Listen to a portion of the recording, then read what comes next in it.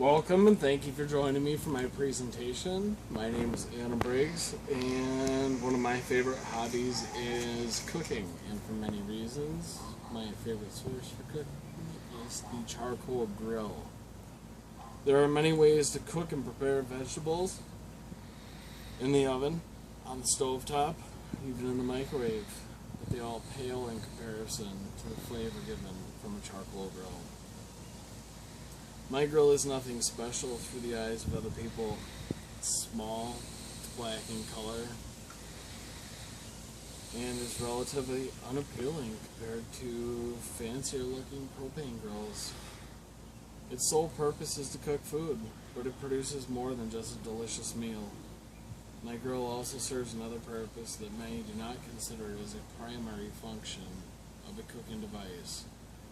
My grill also is a magnet, and it gathers people, they converse, and you can enjoy the company of others.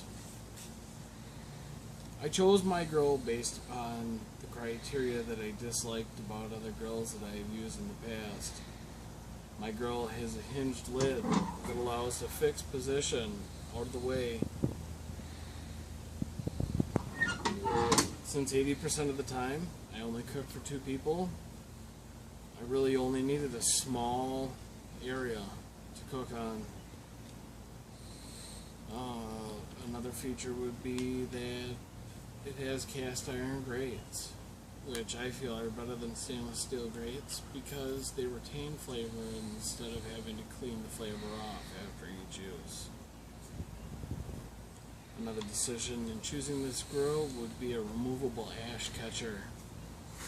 As you can see here, allows easy access to remove the ash and dispose of it without a traditional round top grill that you need to scoop out of the top of it. The fuel for any charcoal grill will basically be the same. It comes in 2 types. It would be lump or briquette. Lump type charcoal is actually just wood scrap, tree limbs, and it's kiln dried, and it looks like charred pieces of wood, and that's almost exactly what it is a charred piece of wood. Briquettes, almost same thing, charred pieces of wood, charred mineral. It also has starch and limestone as binding agents, as well as other agents that act as igniting agents that allow for a faster and quicker ignition and burn, as long as a more thorough burn. More natural, organic way to go would be to be lump charcoal. It has less of a process to it. More organic would be lump, just charred wood.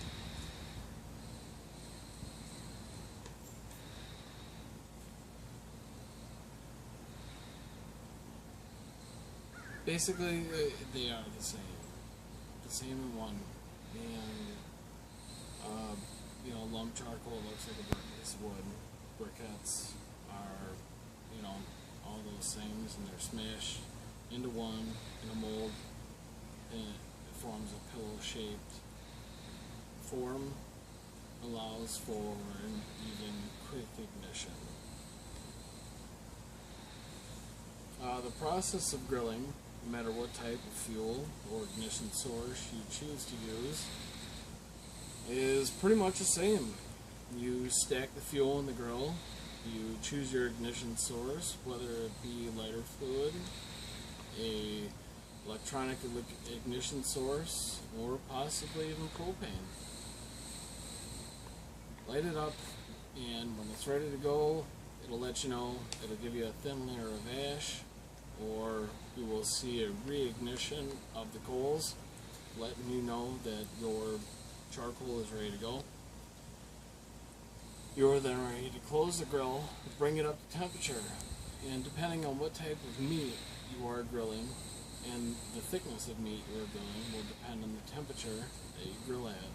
The temperature can be determined and controlled by the vents that are on the side of every charcoal grill. If it's a round top grill, it'll be on the top and on the bottom. that will control the heat and allow for you to have better control over how your food is cooked. Some people, there are different cooking methods, and some people prefer to cook slower. Some people prefer to cook faster. To cook slower, you would want to move all of your coals to one side and leave one space underneath the cooking surface where you can have your heat source on one side and your meat on the other side, which is called radiant cooking. And if you move the coals over even further, it would be called smoking. You can cook faster, which would be almost be considered searing, where you cook directly on top of the coals, and that calls for a more watchful eye. You need to really keep track of how fast you're cooking, because bad results would be you're going to burn your meat or dry it out. I prefer a mix of the two, where I will sear the meat and then I will cook it slowly. I will sear it to keep the flavor in, and then I will cook it slowly to retain moisture and finish cooking the meat all the way through. That's a basic objective in grilling. You want to make sure that your internal temperature reaches a consumable level for human consumption, and when you are done cooking, you will want to leave your meat sit out for at least 5 to 10 minutes. Allow it to settle. This allows for the meat to retain its moisture and to retain additional flavor, as well as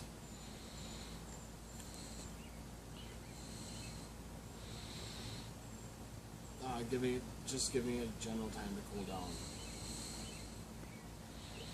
Grilling always reminds me of good times with friends and family. The smell of grilling is absent during winter, and so the first whiff of charcoal sends my brain into a state of bliss. Although summer always comes early at my house, because I have been known to fire up the grill when the snow is gone in March, even if there's still a dusting on the ground. I've never been afraid to use my garage as a